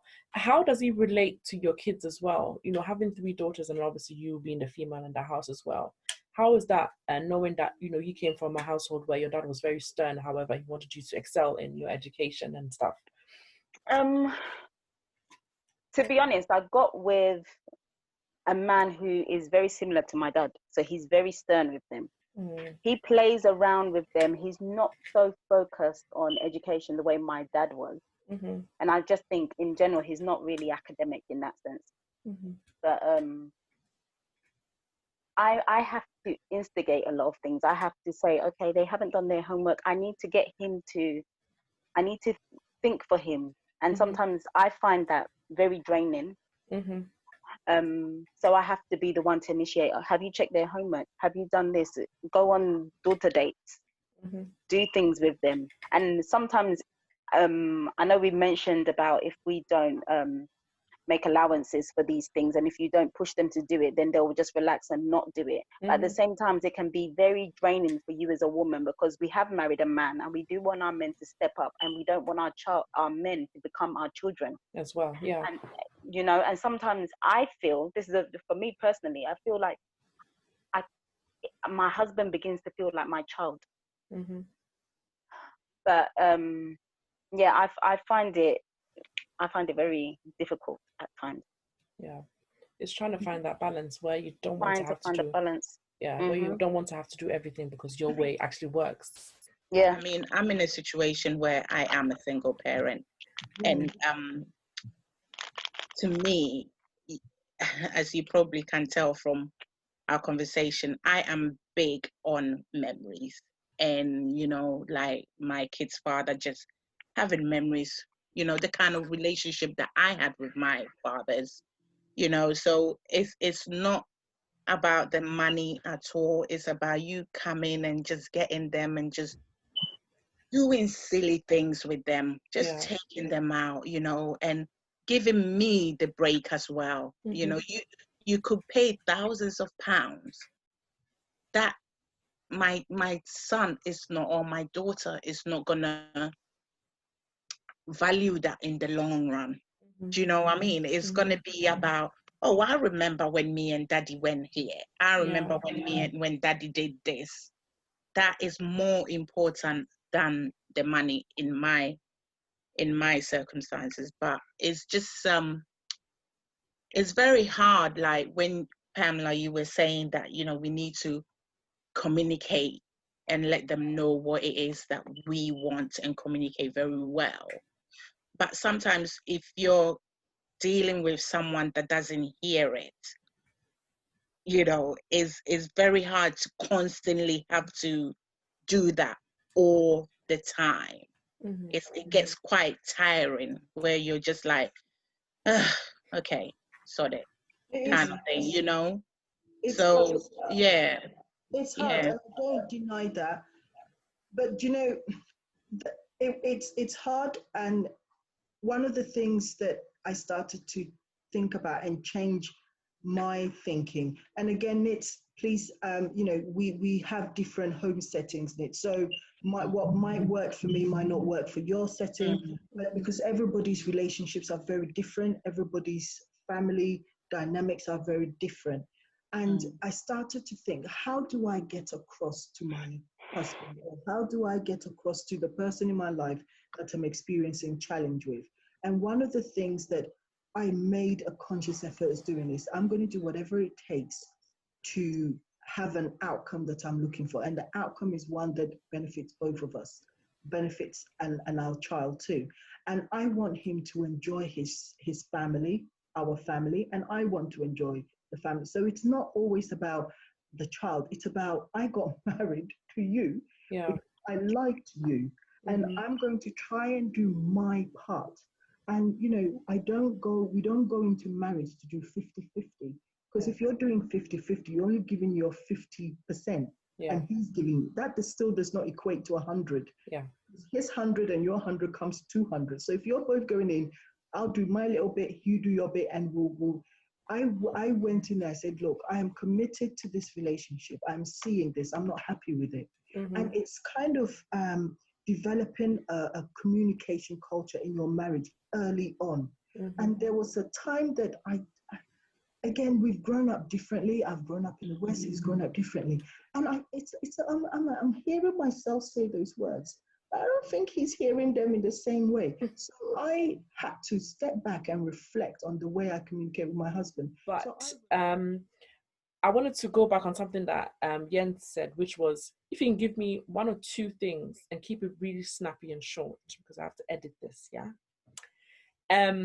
what are the two things you expected? And let's take our husbands, partners, boyfriends out of this.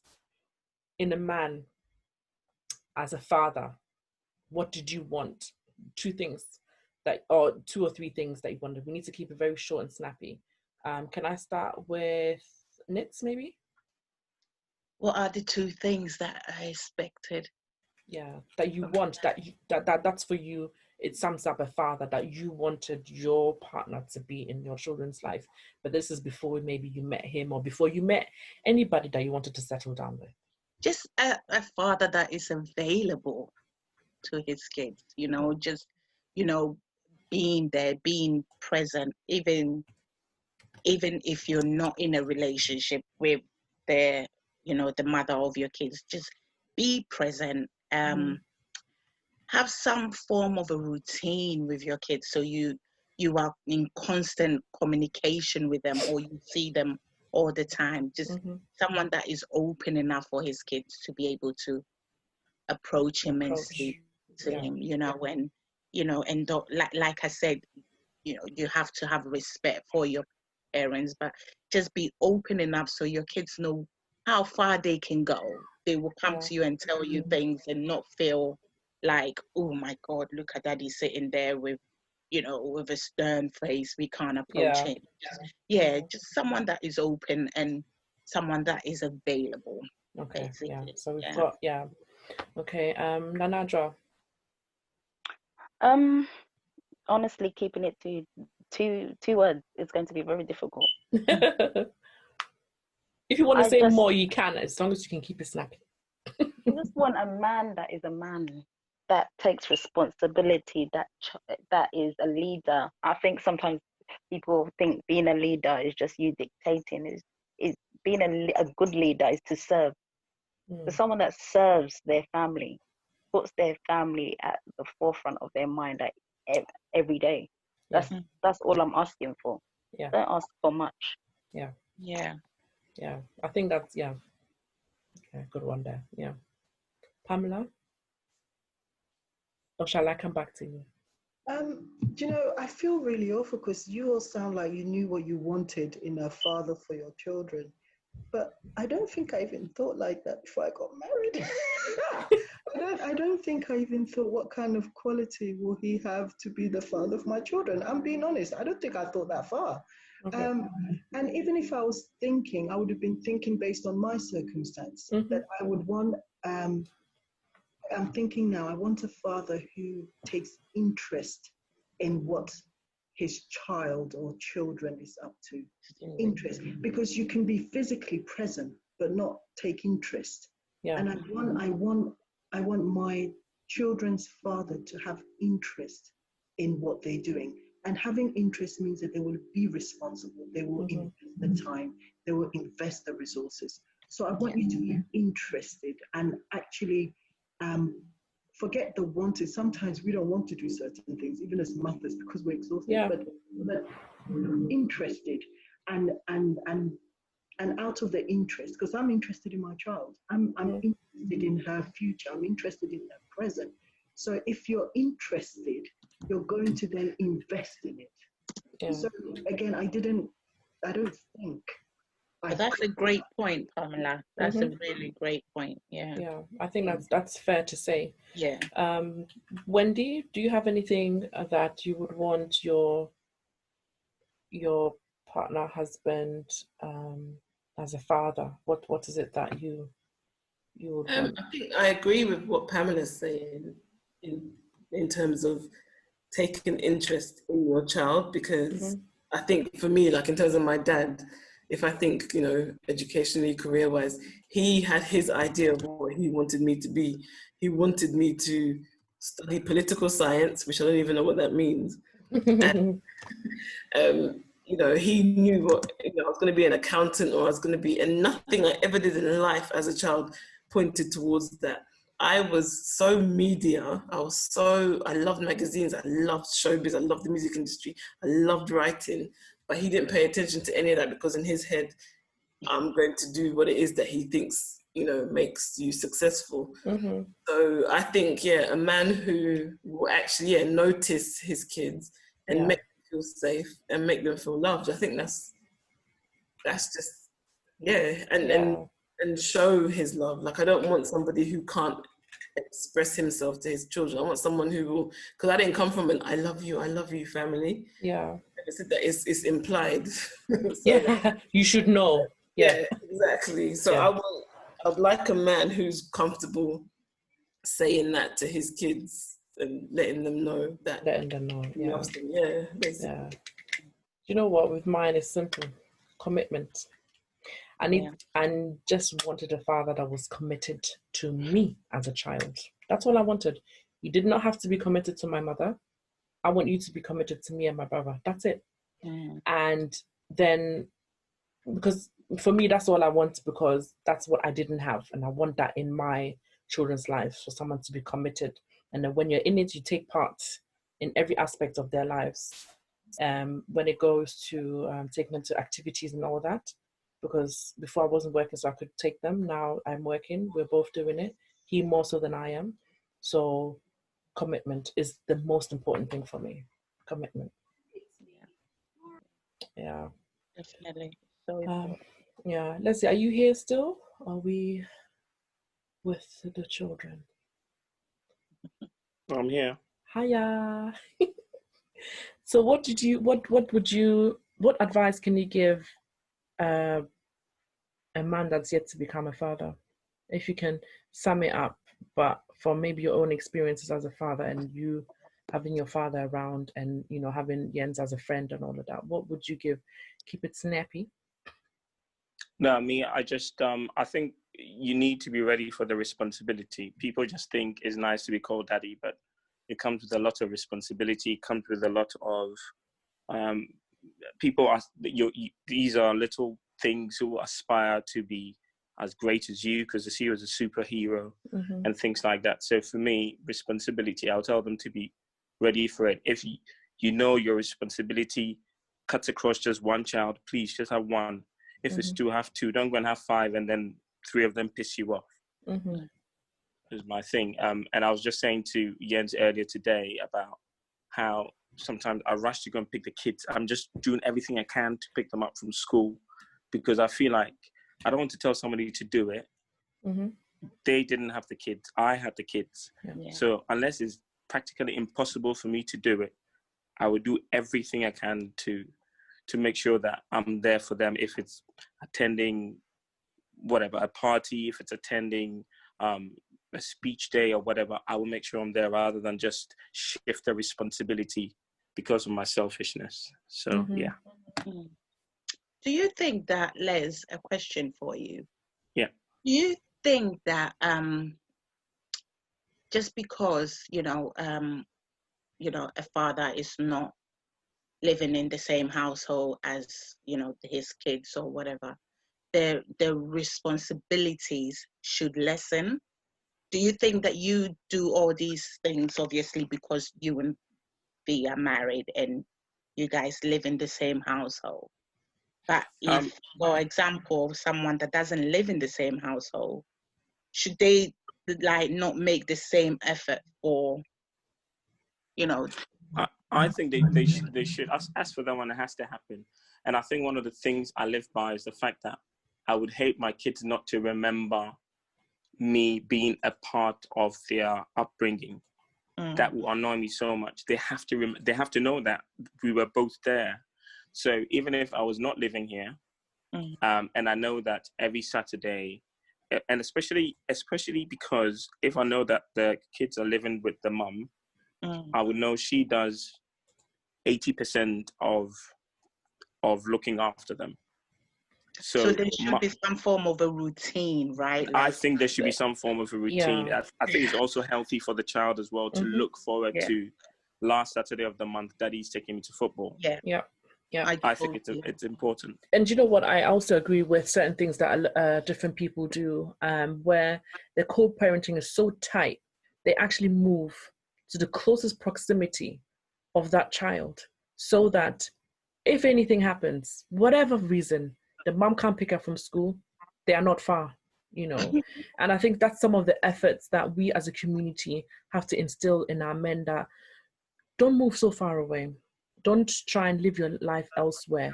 No, because it's important. You have to be committed to that child. So if that child's mother moves to Timbuktu, you are moving to Timbuktu. Do you understand? So because you can find your spouse there, you can find another family there. However, if you've also made your own family somewhere else, I think there needs to be a compromise. You have to, by all means, commit to your child. Okay? And stop being so selfish about it. And that's just the bottom line. I feel very strongly about it, due to experiences and due to people around, things we've seen and things we've heard in the news and all of that, and people growing up being completely mentally messed up by it. We have to try and be committed to our children. I don't see the big deal about it because you had them.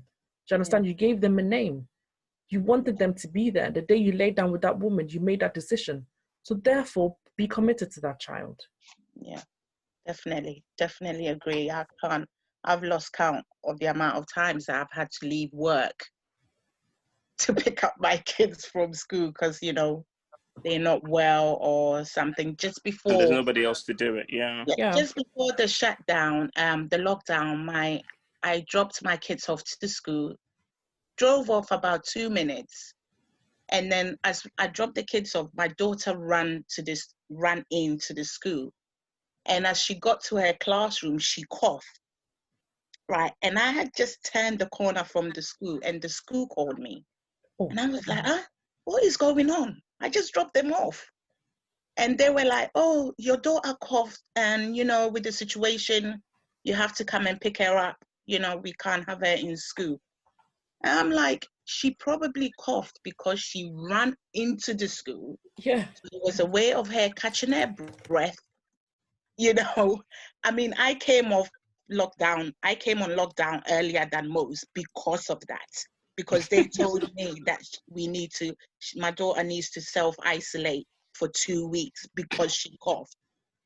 So then I had to pull my son out of school as well, because all three of us had to self-isolate, which I thought was crazy in a way. You know, if I had a partner, or, you know, if their father was around us, we could have worked out a way where I could have gone to work. We could have, do you know what I mean? We could have organized it. So, but would you consider, I know V made a point about moving close to the other person, but I think maybe I'm wrong, but I'm sure we're looking at it from the man moving closer to the woman, but can the woman move closer to the man as well? Would you consider moving closer to where their dad lives?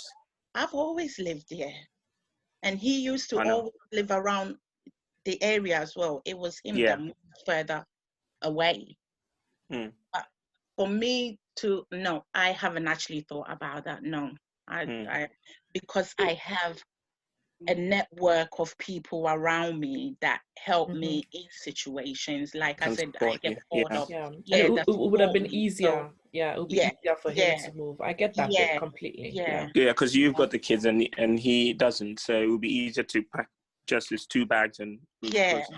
You know, because it's like I said, I get called from work all the time to go and pick up, and I can easily call a friend or, you know, someone that is closer and say, look, can you go and pick my son up for me, and then I'll meet you at your house.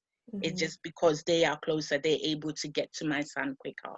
You know, so my network of my group of people around me is quite important to me, because I am a single parent. So therefore, in a nice world, when a relationship breaks down, mommy and daddy sit down and have a plan on how the children are going to be looked after. There are practical things that needs to be done. Children need to be fed. Children need a roof over their head. So you think and you plan about the financial looking after of our children. Then you also think about the emotional looking after of our children. That means that you are not just going to give chop money every month. You are going to invest in your relationship with the children. Now, in our community, unfortunately, when these suggestions are made, they'll say we are not white. We are not Brofu people. We don't do that. But if we start to think about the needs of the child, if we put the needs of the child at the forefront, children thrive when there's stability and when there's consistency. And routine. Definitely, yes. I am very big on routine. I had when the relationship broke up, and I had a conversation with my kid's father, and I was like, look, we need to have a routine.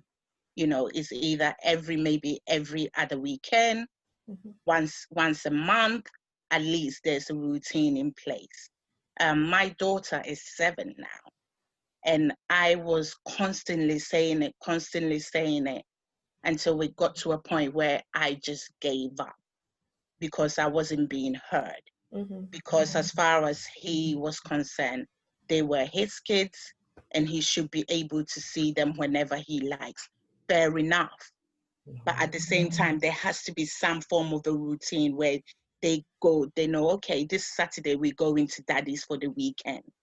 You know, I will never stop him from seeing his kids, but you just come in and seeing them for an hour or 2, that's not enough. There has to be that routine. And you don't just come and pick them up when you have time. Listen, you know. So what that says is that there's no respect for you and your time. Now, again, I'm talking about practically in the ideal world, what should happen. You sit down and you make those agreements, because, you know, his relationship is with his children. And as long as you have children together, he's going to be in your life whether you like it or not. So it's about making sure that there is respect for you and your time and your home, and there's respect for him, his time and his home. Now, I know a lot of our community do not agree with formalizing this process, but when when relationship goes sour, mediation is available. Okay, the mediator sits between both of you and say, let's come to an agreement what works for both, because now you've got, you know, you've got two family, you've got two households from which you are operating. The man has absolutely no control over what happens in your home. He has co-parenting and legal parental responsibility to the child, but he cannot dictate what happens in your home. Neither can you dictate what happens in his home. But what you do is you come to an agreement for the best of the child. But as I said, when relationships break down, there's emotions at play. So rather than us talking logically and planning logically and practically, we talk out of emotion. So, you know, there are mediators. There are mediators who are available, who are working for both the mother, the father, and the children involved. You work at a plan. You stick to the plan. If one of them deviates, you take it back. You know, sometimes people think I'm being complicated, but I'm not. If we have a business relationship and we break contract, we renegotiate, we go back to the drawing board. Something as important as the foundation of a child's upbringing needs to be taken seriously. Very seriously. Very. Safeguard children's emotional health and well-being. They're taking those unresolved issues into their family, into their relationships. We are continuing the cycle of dysfunction and emotional instability in our children. And I don't care much about the Ghanaian words of Enyeshe. When it comes to children, it is straight, it is straight because he left you. Oh, Enyeshe, you can do it on own. My sister, you need don't accept that one bit. You need to make sure you are doing this for the sake of your children, because like Leslie mentioned earlier, that young man that literally left his mother because he felt that his mother withheld him from accessing his father. In England, there's mediation. And I'm bringing this up because I don't want this just to be a conversation where we got off our chest and we feel better or we've got more issues coming out. I want it to be helpful for people. That's right. Mediation will set up responsibilities that you both agree on. And that provides, it provides also stability for both you, the mother, and the father. You, the father, is not going to be prevented from seeing your children because you know when you're seeing your children and you stick to the plan also. The mother knows when the father is supposed to pick them up. That way she can also plan her life. She has a life. You can't just come in and out when you feel like it. This is not a motel. This is not a B&B. You need to have respect for the mother of your children. You are not in a relationship with them, but you need to show some respect. And the woman, you need to make sure that that respect is demanded by making sure that you put things in place. Make it a formal agreement. If it's not through the mediation route, find a pastor or an elder and say, look, I want to make sure that my children know their family, know where they come from. I have a grown man who can still not locate his mother. I have grown people who cannot locate their fathers, and they go through life with unresolved identity issues. They take that, it has an impact on who they see themselves as, their own self-identity. It's like there's always something missing in them. And then you have children who are taking that, growing up, almost feeling less than. And then they take it into their relationships, unresolved issues. The cycle continues. We cannot continue to do the same thing if we want change. This conversation we've had tonight is not new. It's been had many and many and many a time. And unfortunately, it will continue unless as a community, we take the steps and do something. Formalize it. If that's the only way our people understand and will stick to it, formalize it. And pursue the man or pursue the woman until they form. There are some men who want to be in their children's life, but the woman prevents it. So it's both ways. It's not always absent father by choice. It's absent father by being forced not to be able to access their children. That's not fair on the man, but also think about what the needs of the children are. Yes, our relationship broke down. Yes, I am hurting. Yes, I am broken. But it's not, deal with your relationship issues separately from your parental relationship. Children deserve, come on, man. Children deserve to know where they come from, because it allows them to form a realistic expectation. It allows them to form realistic identity. Where where are you? I mean, when you are 30 now, oh, I am your father. Please get out of my face now. Get out of here. Where were you when I say we need to be adults about this. Make it formal if you have to. If it safeguards your children, people hearing it might think, oh, I'm talking from a Western point of view. No, we have to adapt. We have to adapt. We have to be able to. Adult point of view, when they are taking their dysfunction into their future families, we are continuing to screw up more and more children because we have not dealt with it. And we did not deal with it as children. We were not helped to deal with it as children. So we're taking our children mentalities into our adult relationship. Yeah. I mean, boy, I feel like this needs to be a whole nother conversation with even more people and even more males, because Pabla, thank you so much for these words and these lessons, because we need them, and we need to have those open conversations for people to understand where we're coming from. We're not always angry. It's not about that. We just know that our kids need to be taken care of emotionally. Do you understand?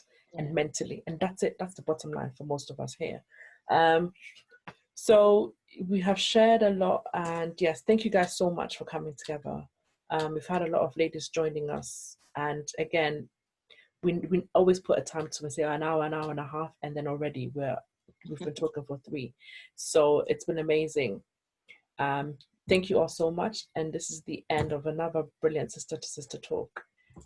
Thank you, and have a good night. We will meet again next week, same time, same place. Thank you, Pamela. Thanks, Pam. Lovely to keep the dream alive. That's it. Good night, ladies. I'll speak to you soon. Bye.